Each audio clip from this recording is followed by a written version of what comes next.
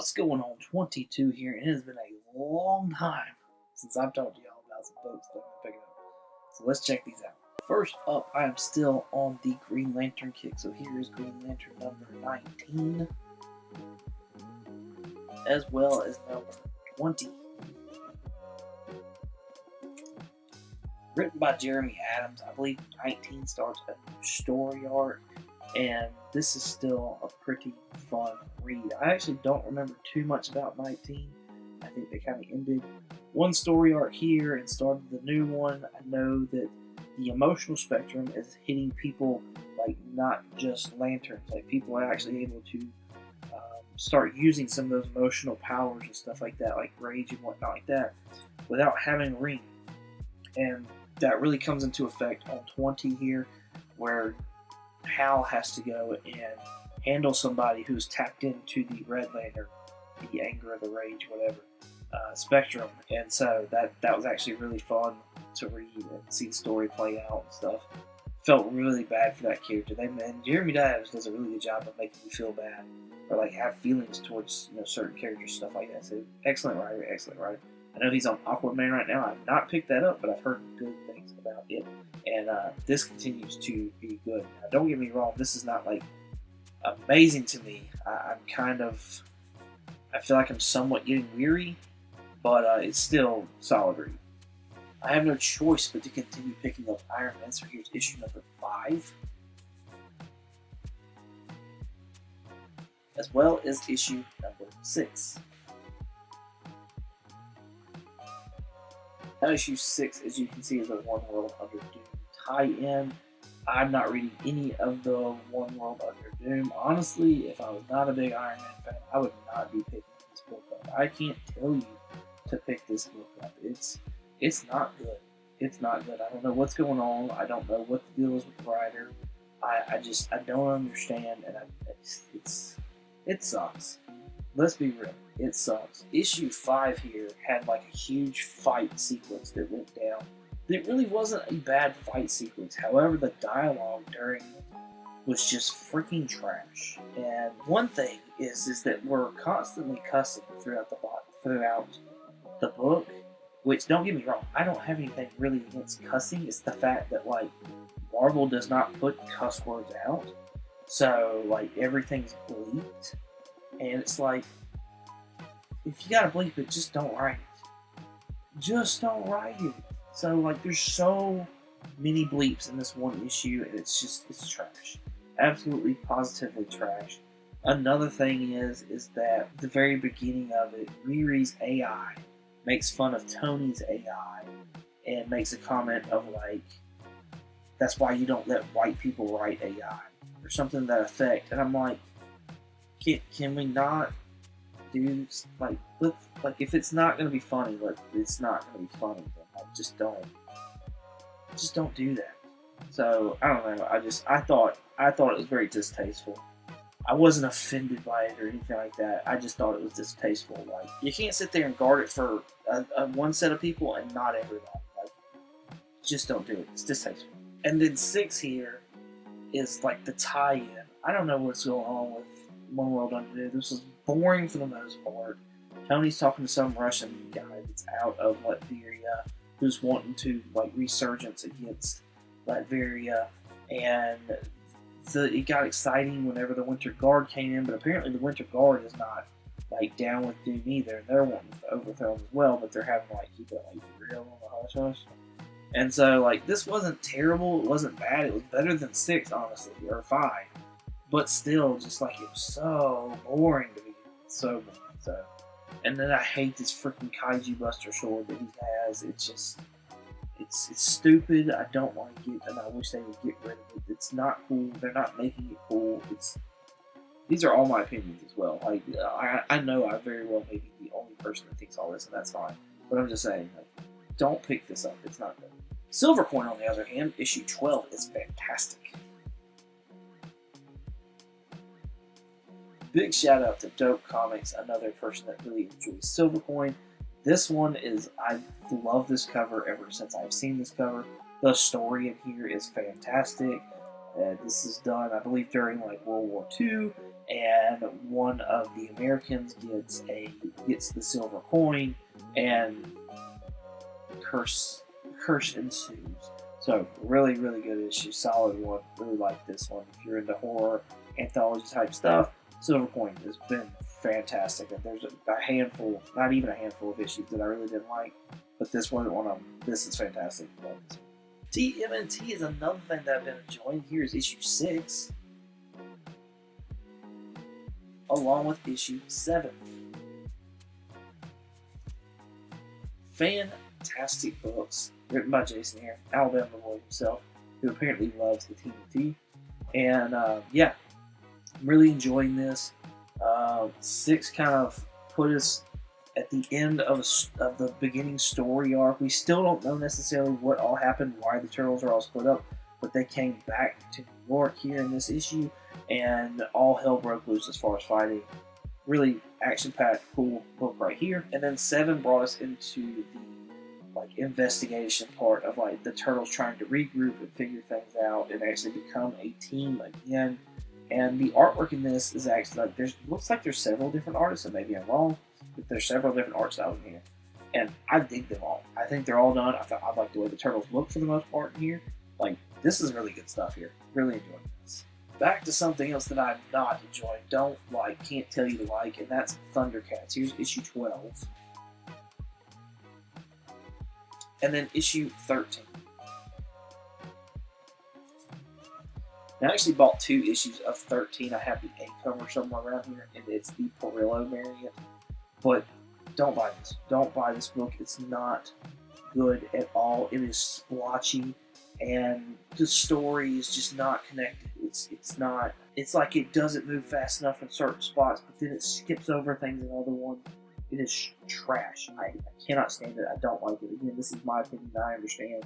But I was so excited about Thundercats and excited about the covers. The covers are the best things about these books. The freaking covers. And I love them. I'm going to be keeping some of the set because of just the covers. But yeah, this is just straight up trash. I don't understand. It's not horrible. I don't think it is. I really don't. There was 4 seasons of this cartoon that lasted however many episodes. Why can't you just do a solid Thundercats comic? This issue 13 right here, another shout out to Derek Comics, because I know that at one point in time he was pissed off about the Hulk, and this is when he decided to give it up. And all that was in that Hulk issue was slash, bad dog, blah blah blah, stuff like that. The only thing that's really said in this book here is this is a story about Snarf. He goes to some different dimension where there's other Snarfs, and all they say is Snarf. That's it. That's freaking. And I don't even know why. I don't even understand why Snarf is in this. I don't even know who these other cats are. Nothing. Nothing. It doesn't make any damn sense. And they just need to stop. They just need to stop. I think I have up to issue 15 or 16 already pre-ordered, and that should be the end of this story, whatever the F is going on right here. And I'm not buying it. I'm done. I'm not even looking at the covers. I'm just done. Another thing that may aggravate me that has to deal with this book right here: Walking Dead Deluxe, issue 106, 107. And 108.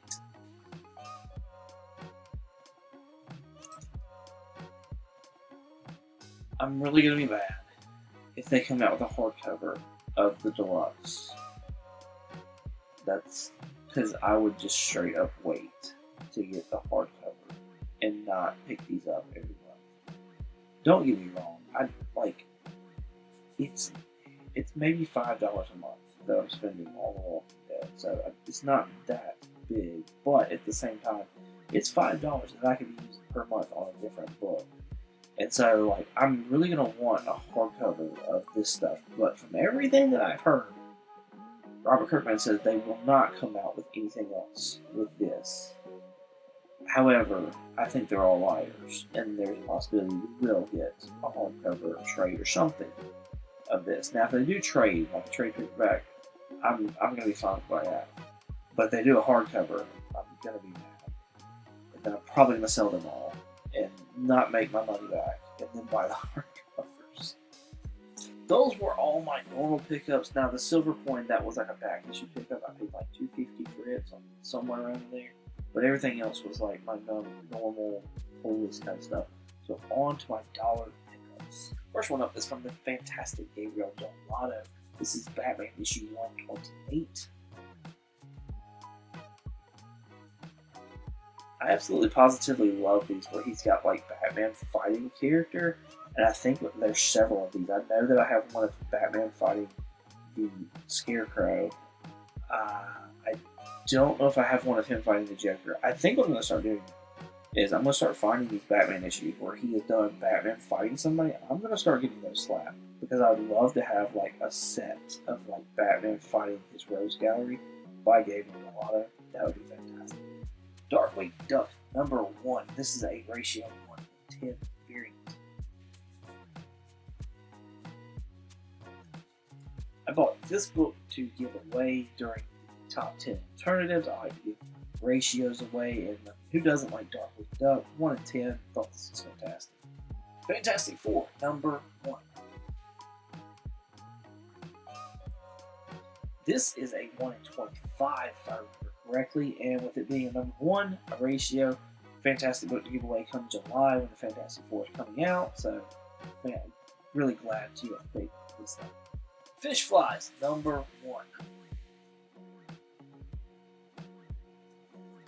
This, from what I understand, is the San Diego Comic-Con variant edition, and picked one of these up for TMNT. I have 2 other ones though that I got some another run or whatever.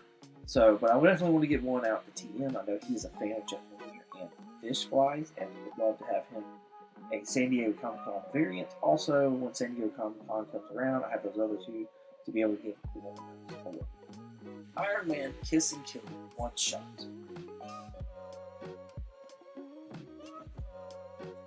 I did not know this book existed at all, and so it had to have it for the Iron Man collection. And yeah, so now I have this in the collection. Lion King number 1. When I saw it was a Lion King number 1, and I saw that it was like very fine mirror mint, and it was $1, I was like, yes, absolutely, this hits all the nostalgia right here, and like it's a 2-issue series, I believe. So I definitely want to have 1 copy at least to be able to have in my collection. I don't know what I'm going to do with it. I've had thoughts of going ahead and grading it, but I don't know. So let me know in the comments. What do you think? Should I get this graded or not? Predator number 1.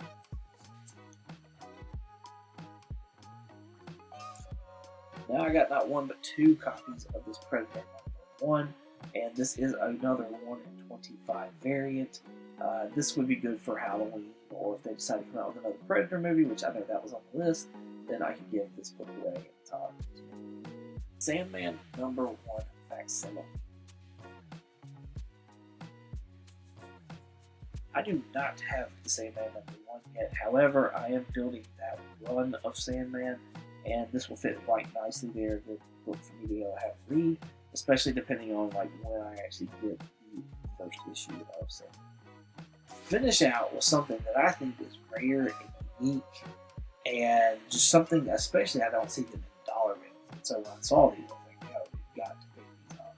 Absolutely, we've got to pick these up. Usagi Yojimbo number 2. Number 5. And number 6. Now, with these 3 issues right here, I did buy them to kind of resell, flip, whatever the case was. But if I'm stuck with them, that's fine with me. I think they're really cool. I like them. This is from the 2nd volume of Usagi Yojimbo, and I've never read it. I just know that he has a relationship with the turtles, and so that's cool to me. But yeah, I like, when do you see Usagi Yojimbo books for $1? Like, yeah, I had to get these. I had to get. That was this entire stack of books. Let me know down in the comments, are you reading any of these books? Which one is your favorite as well? Do I get good buys as far as the dollar bin goes? YouTube thinks you'll enjoy this nerdy content right here, so be sure to check that out if you want to continue on nerding out on my channel. I would greatly appreciate it. You can find me on Instagram, eBay, and Shortboss22_comics, as well as the Comically Comics podcast on all pod catchers. Once again, thank you all so much for watching, as always.